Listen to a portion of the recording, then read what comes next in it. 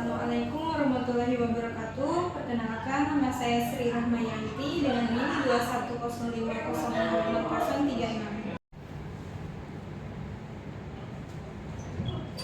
Assalamualaikum. Waalaikumsalam, Ibu.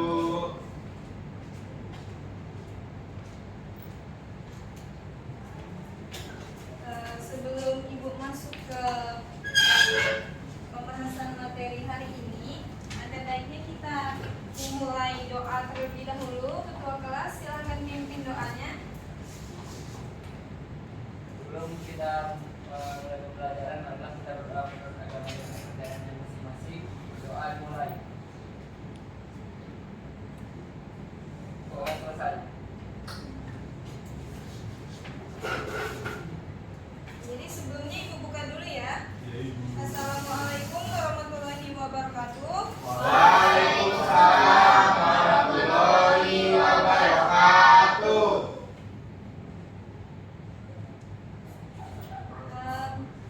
Apakah tadi ada mata pelajaran juga sebelum mata pelajaran Ibu? Ada, Ibu.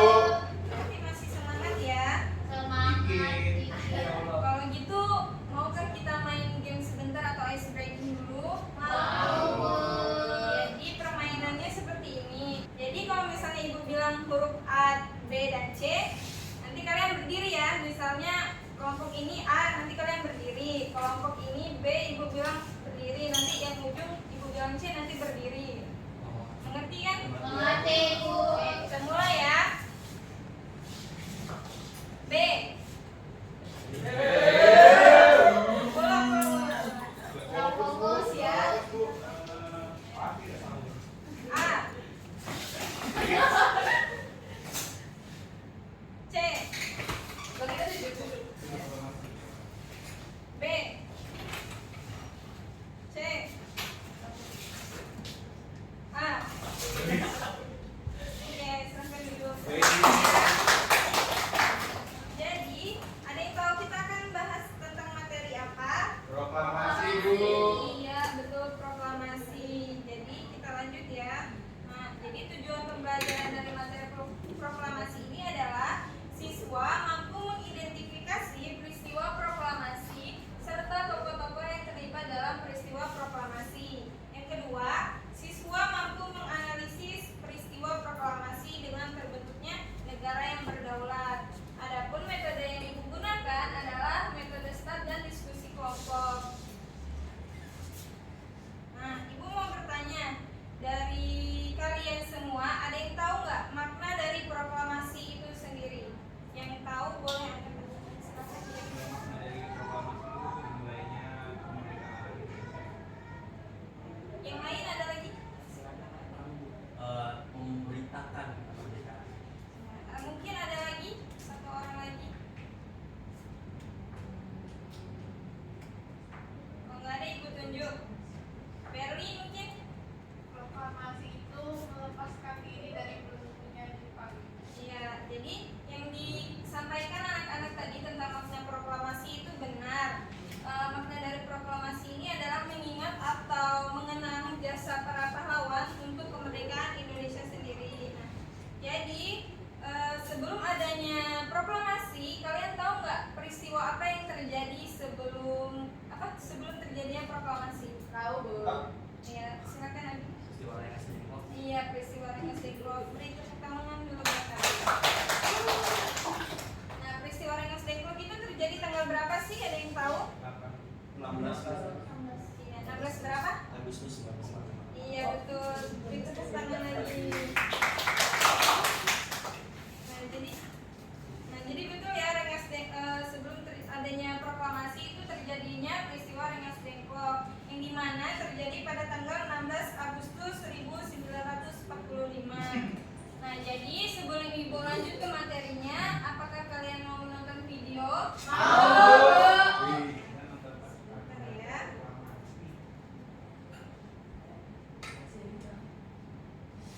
Jadi Ibu harap kalian menyimak videonya dan nggak ada yang ribut, tidak ada yang asik sendiri. Nanti selesai menonton video, Ibu akan menjelaskan sedikit tentang materi. Nanti Ibu akan tampilkan PPT yang tadi dan di akhir penjelasan Ibu akan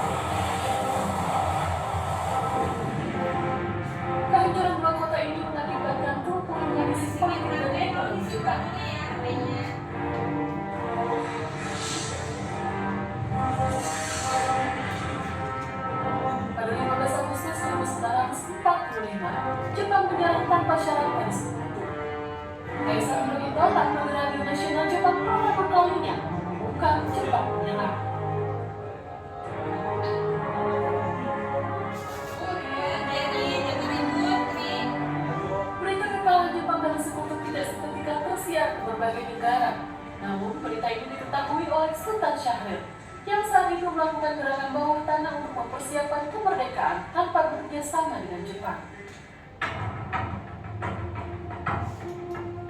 Saat pemuda gerakan bawah tanah di Indonesia mendengar kekalahan Jepang, Soekarno, Muhammad Hatta, dan Rajiman Widyodiningrat sedang berada di dalam Vietnam.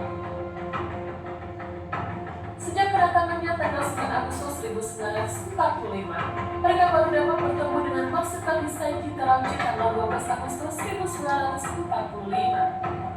Terauchi adalah pemimpin militer tertinggi Jepang untuk kawasan Asia Tenggara dan sekaligus anak sulung Perdana Menteri Jepang Terauchi Masatake. Dia berpesan bahwa Indonesia harus segera bersiap-siap merdeka, dan itu menjadi tugas Soekarno, Hatta, Rajiman, serta para anggota panitia persiapan kemerdekaan Indonesia untuk mempersiapkannya.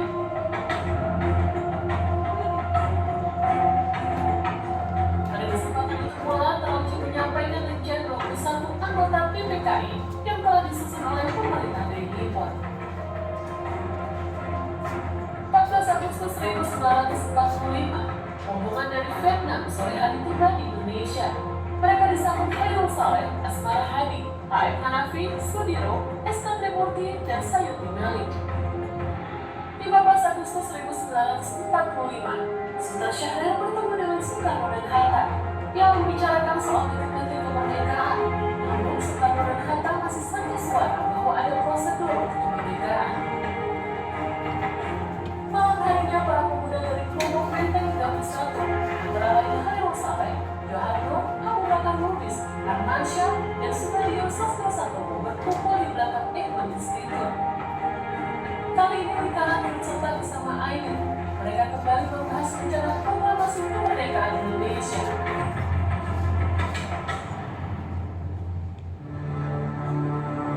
Pada pukul 11 diputuskan untuk mengirim perwakilan pemuda menemui Bung Karno dan Bung Hatta. Wikanan dipilih menjadi ketua utusan sekaligus juru bicara untuk bertemu Soekarno di Jalan Pegangsaan Timur nomor 56, didampingi Khairul Saleh, Subadio Sastro Satomo, Suroto Punto, dan Ahmad Aidin. Setelah menjelaskan maksud kedatangannya, Wikanan mulai melobi Bung Karno untuk segera memerdekakan Indonesia.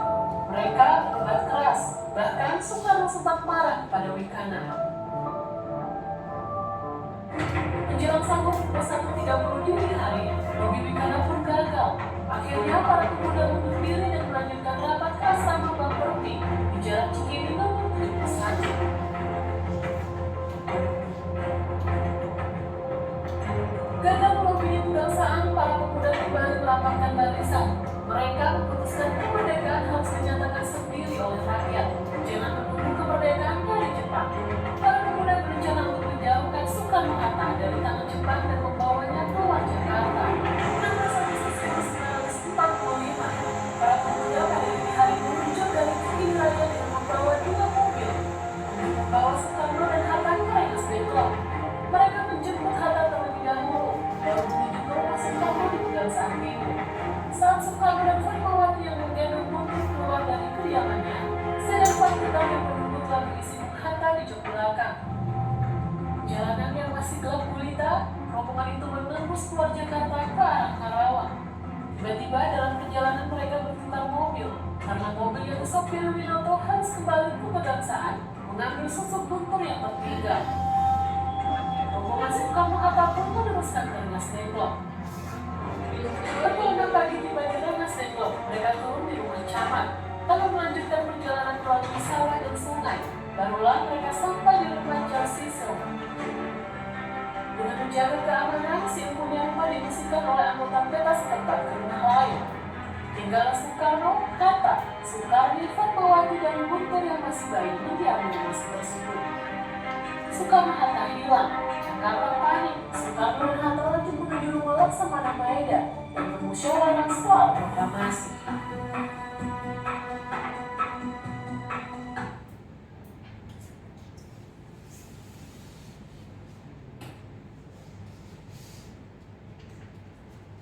Gimana dengan video tadi? Apakah sudah paham dengan isi dari videonya tadi? Paham, Bu. Paham, Bu. Jadi, Ibu akan menjelaskan sedikit mengenai poin-poin yang hampir sama seperti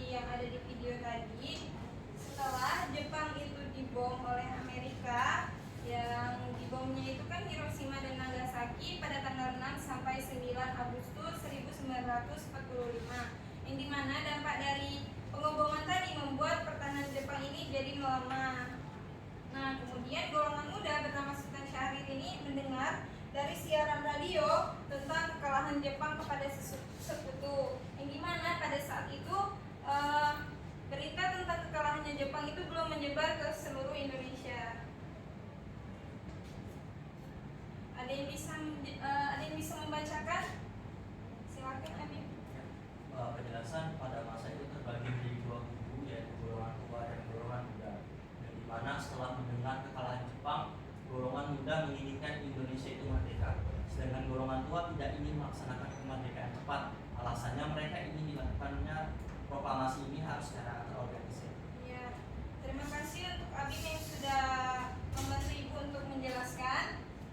Nah, jadi benar yang dibacakan Abim tadi. Nah, pada saat itu terbagilah menjadi dua golongan, ada golongan tua dan muda, yang dimana golongan tua ini setelah mendengar kekalahan dari Jepang, mereka itu menginginkan kemerdekaan itu dengan cepat. Jadi mereka langsung berdiskusi untuk gimana sih caranya biar kemerdekaan atau proklamasi ini bisa dilaksanakan dengan cepat. Nah, yang ini karena adanya pertentangan, jadi dikarenakan golongan tua dan muda tadi tidak berbeda pendapat. Nah, jadi golongan muda ini membuat sebuah strategi dengan cara menculik Soekarno dan Hatta ke Rengas Dengklok, sama seperti di video yang Ibu tayangkan tadi. Nah, penculikannya tadi itu bertujuan untuk mendesak Soekarno dan Hatta untuk mengumumkan kemerdekaan Indonesia di Rengas Dengklok.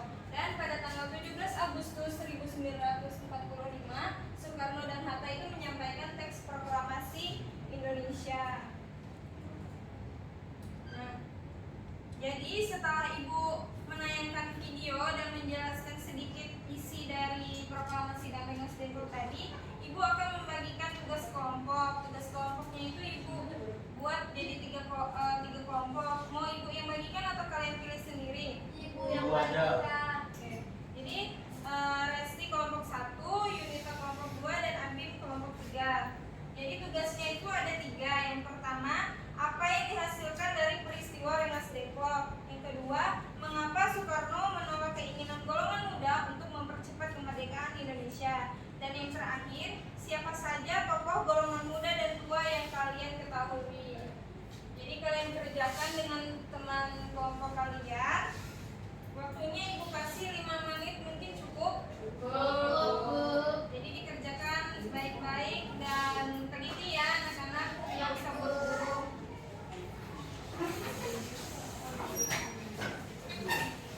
Mungkin ada yang ingin ditanyakan tentang tugasnya? Kerjaannya juga pas kan? Iya, di kertas. Saya ini aku. Iya, Bang.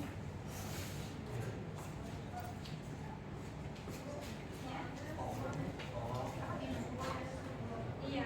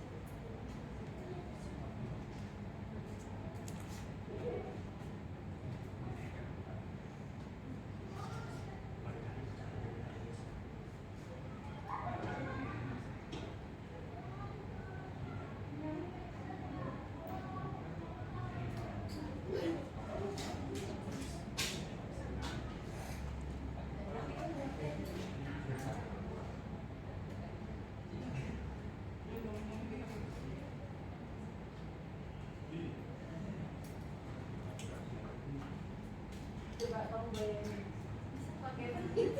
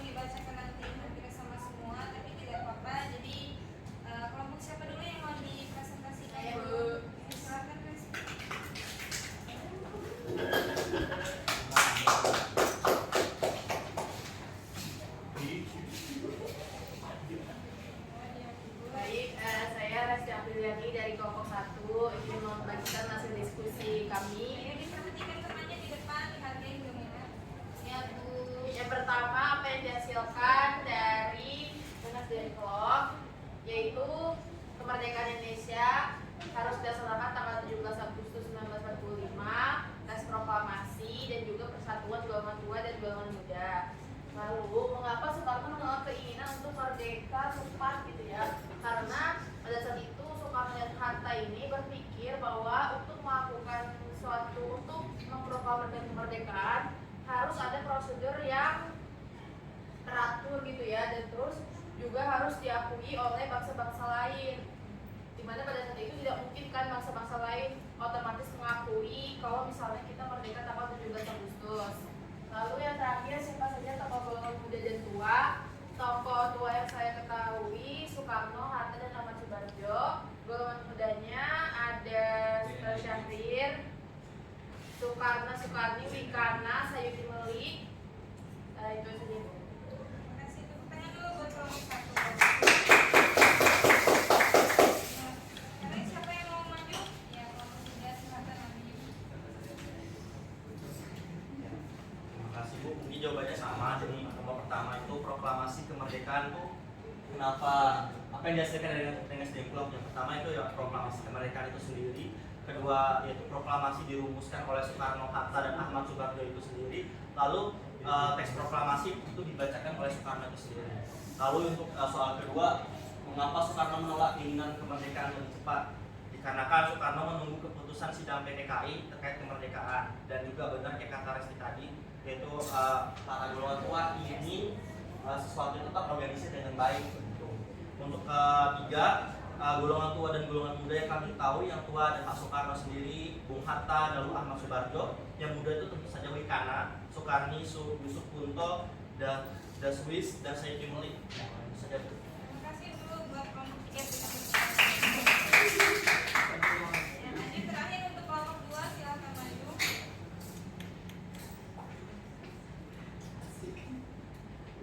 Yang pertama ada apa yang dihasilkan dari peristiwa Dinas Dengklok. Yang dihasilkan dari peristiwa ini yaitu mempercepat proklamasi kemerdekaan Indonesia. Dengan diculiknya tiga serangkai, mereka dipaksa untuk menandatangani dokumen proklamasi kemerdekaan Indonesia yang membawa Indonesia memasuki zaman kemerdekaan. Nah, yang kedua